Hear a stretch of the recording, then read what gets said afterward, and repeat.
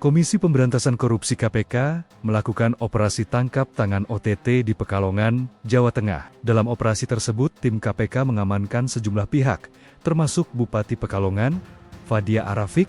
Para pihak yang diamankan telah dibawa ke Jakarta untuk pemeriksaan lebih lanjut. Sementara detail perkara masih belum diungkapkan. Ya, pemirsa, Kementerian Keuangan melaporkan realisasi pembiayaan investasi telah menyentuh angka 22,73 triliun rupiah hingga 31 Januari 2026. Ya, jumlah ini merupakan bagian dari total pagu anggaran pembiayaan investasi dalam APBN 2026 yang ditetapkan sebesar 203 triliun rupiah. Wakil Menteri Keuangan Juda Agung menjelaskan arah kebijakan investasi tahun ini memiliki fokus pada sektor agraris dan kedaulatan pangan.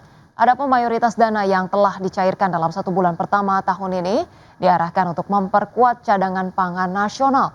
Juda mengungkapkan Perum Bulog selaku operator investasi pemerintah menjadi ujung tombak dalam optimalisasi cadangan beras guna mengantisipasi gejolak pasar. Hingga 31 Januari 2025 realisasi pembiayaan investasi tercatat 22,73 triliun, terutama untuk mendukung operator investasi pemerintah, khususnya Bulog, dalam penguatan cadangan beras pemerintah. Selain itu terdapat penerimaan kembali investasi sebesar 49 miliar yang berasal dari pelunasan pemulihan ekonomi nasional atau PEN daerah. Pemirsa, PT Industri Jamu dan Farmasi Sido Muncul TBK membukukan peningkatan penjualan dan laba bersih sepanjang tahun 2025 lalu. Ya, berdasarkan laporan keuangan, Perseroan mencatat penjualan sebesar 4,07 triliun rupiah pada tahun 2025. Penjualan meningkat 4,1% dibandingkan dengan periode yang sama di tahun 2024 sebesar 3,91 triliun rupiah. Penjualan tersebut dikontribusikan dari jamu herbal dan suplemen sebesar 2,49 triliun rupiah, lalu penjualan makanan dan minuman senilai 1,45 triliun rupiah, serta farmasi sebesar 128,2 miliar rupiah. Dari sisi bottom line, laba tahun berjalan yang dapat diatribusikan kepada pemilik entitas induk atau laba bersih juga naik menjadi 1,22 triliun rupiah di tahun 2025. Laba bersih tersebut naik 4,97% dibandingkan dengan periode yang sama tahun sebelumnya sebesar 1,17 triliun rupiah.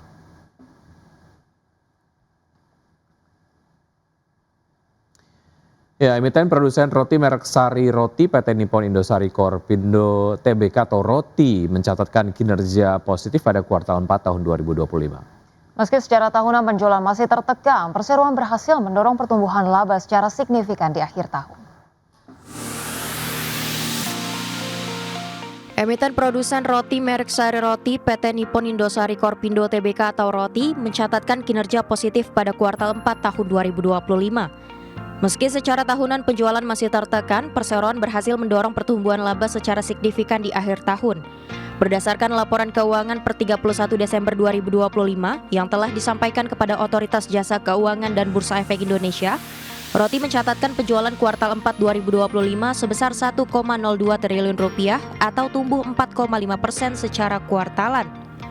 Pertumbuhan ini menunjukkan perbaikan kinerja pada penghujung tahun di tengah dinamika industri makanan dan minuman. Sejalan dengan strategi peningkatan produktivitas, pengelolaan bahan baku, serta efisiensi operasional, Roti berhasil membukukan laba bersih kuartal 4 2025 sebesar 122 miliar rupiah. Angka ini melesat 87,7% dibandingkan kuartal sebelumnya. Manajemen menyebut momentum liburan akhir tahun menjadi pendorong utama meningkatnya permintaan produk roti dan kue, baik di kanal distribusi modern maupun tradisional. Namun secara tahunan, penjualan roti terkoreksi 4,33% menjadi 3,76 triliun rupiah pada akhir 2025. Kedepan, perseroan berkomitmen mengembangkan 6 unit bisnis, mulai dari Sari Roti, Sari Kue, Sari Coko, Indosari Food Solution, hingga bisnis distribusi dan retail.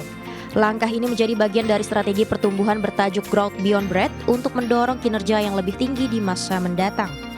Berbagai sumber IDX Channel. Indonesia dan Persatuan Emirat Arab atau Uni Emirat Arab kembali sepakat mempererat dan memperluas kerjasama strategis bidang ekonomi dan investasi. Ya, pertemuan bilateral Presiden Prabowo Subianto dengan Presiden Persatuan Emirat Arab Sheikh Mohammed bin Zayed Al Nahyan atau MBZ mempertegas komitmen penguatan kerjasama energi, investasi hingga kemitraan ekonomi masa depan. Pertemuan bilateral strategis dan hangat antara Presiden Prabowo Subianto dan Presiden Persatuan Emirat Arab Sheikh Mohammed bin Zayed Al Nahyan atau MBZ di Qasr Al Bahar, Abu Dhabi semakin mempertegas komitmen kedua negara dalam memperdalam kolaborasi yang saling menguntungkan dan berorientasi jangka panjang. Kerjasama bilateral Indonesia-Uni Emirat Arab tersebut menjadi bagian dari kunjungan kerja Presiden Prabowo untuk mempererat kemitraan strategis Indonesia dengan PEA yang terus berkembang pesat dalam beberapa tahun terakhir.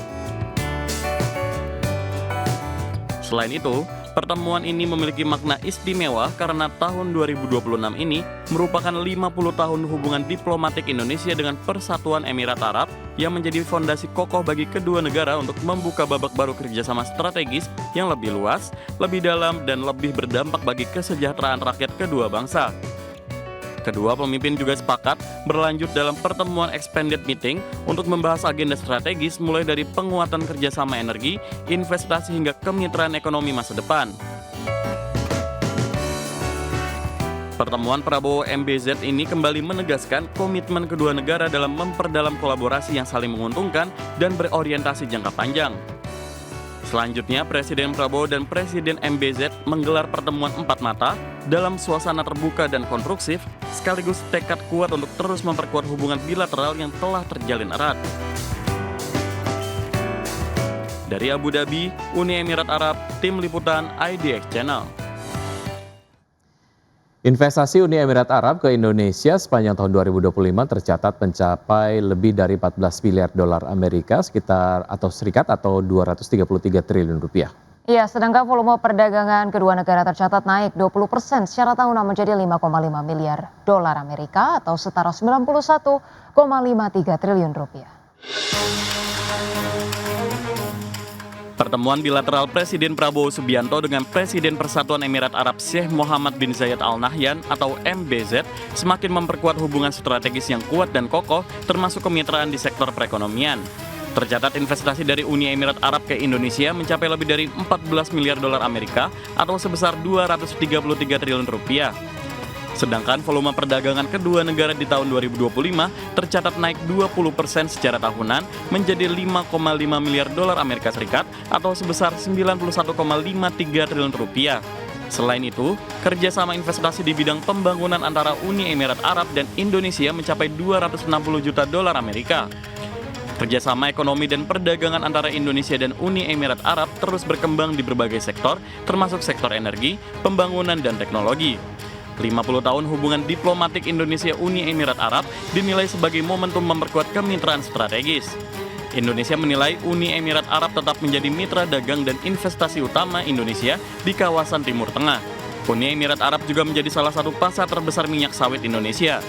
Kemitraan strategis ini diperkuat dengan hadirnya implementasi Perjanjian Kemitraan Ekonomi Komprehensif atau CEPA Indonesia Uni Emirat Arab atau IUEA CEPA sejak September 2023 yang fokus mendorong ekspor Indonesia hingga mencapai 4,2 miliar dolar Amerika pada 2030. Dari Jakarta, IDX Channel.